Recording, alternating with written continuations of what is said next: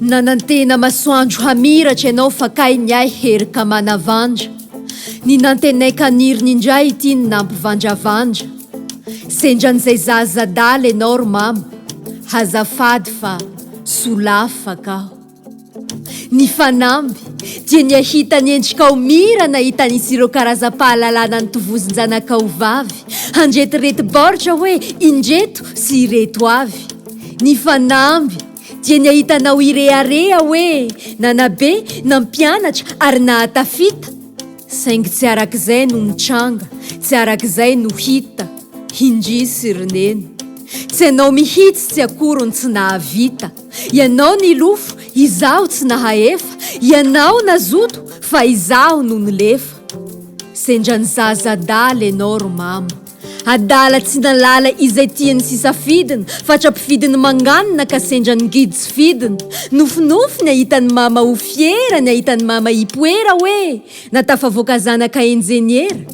Saingy indrisy zara raha naharitra hatramin'ny taona fahatelo, impirina merim-panadinina tanatin'ny ngidy sy ny alahelo. Nalaina tanteraka mihitsy moa fa nasesy ihany.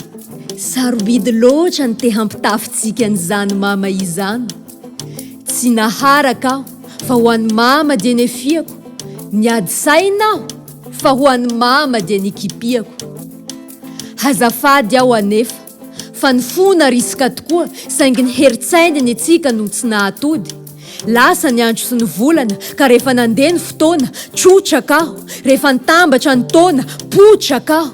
Nanomboka teo no nifikitra tamin'ny asa soratra aho. Nanomboka teo no nifikitra tamin'ny asa soratra aho. Teo vao nahita mangirana, azoko an-tsaina ny fahadisom-panantenany mama. Henoko ny fanenjehany rotstia, ny fosafosan'ny fianakaviana, ny atezerany dada. Tsy mamaritra ny fahareseko amin'ny fiainana nefa ny fiviliako any amin'ny lalakafa. Tsy izay be diplôma sy be galona irery ihany tsinona amin'ity tany ity no atao hoe tafa. Sanatria hoe mianan-kendry, fa ny enjeniera no tsy takatra, satria ny raha koa mila tendry. Ny fona risika tokoa roneny, fa ny heritsainany atsika ny tsy nahatody.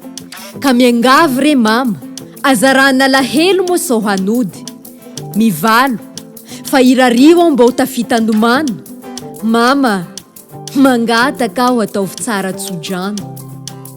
Mbola hamiratra aho mama, hamiratra ho anao.